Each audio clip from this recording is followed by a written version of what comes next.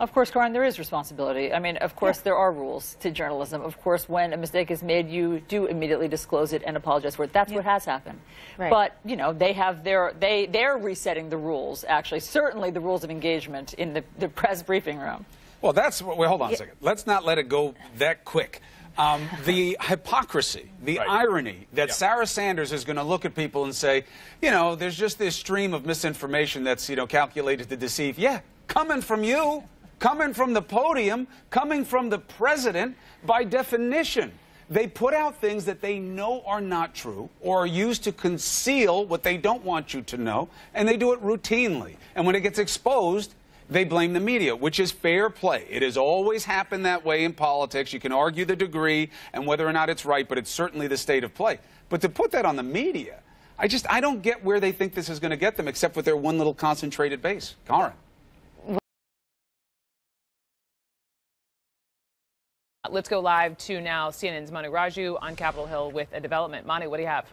That's right. We're actually correcting a story that we have been reporting throughout the day today about an email that was sent to the Trump campaign, to then candidate Trump, Donald Trump Jr., and others during the heat of the campaign season. This email included a decryption key and also a link to where they could access some of these hacked WikiLeaks documents from the Democratic National Committee. Now, we've been reporting that this email came on September 4th.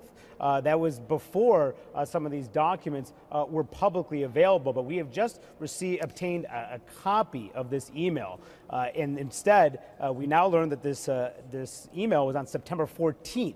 So that is 10 days later than what we originally reported earlier today. And this appears to change the understanding of this story, because initially it seemed perhaps they were being offered access to documents that were not yet publicly available. But in this email from an individual named Michael Erickson, they do direct the Trump campaign to some publicly available documents, hacked documents from WikiLeaks, as well as from the former Secretary of State, Colin Powell, saying that those documents are indeed available. Now, our initial reporting on that September 4th date was based on two sources who had seen this email, but that information was incorrect now based on a copy of the email that we have obtained this afternoon. So, Brooke, it just shows that perhaps the initial understanding of what this email was perhaps is not as significant as what we know now based on this email. We do know that Donald Trump Jr.,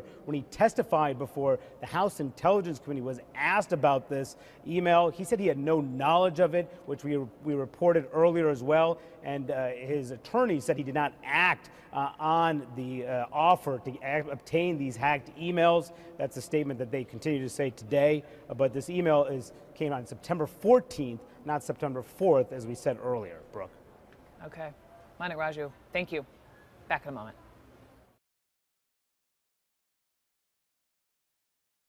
And, David, a clarification tonight on something one of Flynn's confidants told us, and we reported earlier today. He said the president had asked Flynn to contact Russia during the campaign. He's now clarifying that, saying, according to Flynn, candidate Trump asked him during the campaign to find ways to repair relations with Russia and other hotspots. And then after the election, the president-elect asked him and told him to contact Russia on issues, including working together to fight ISIS. David. Before and after, and in the meantime,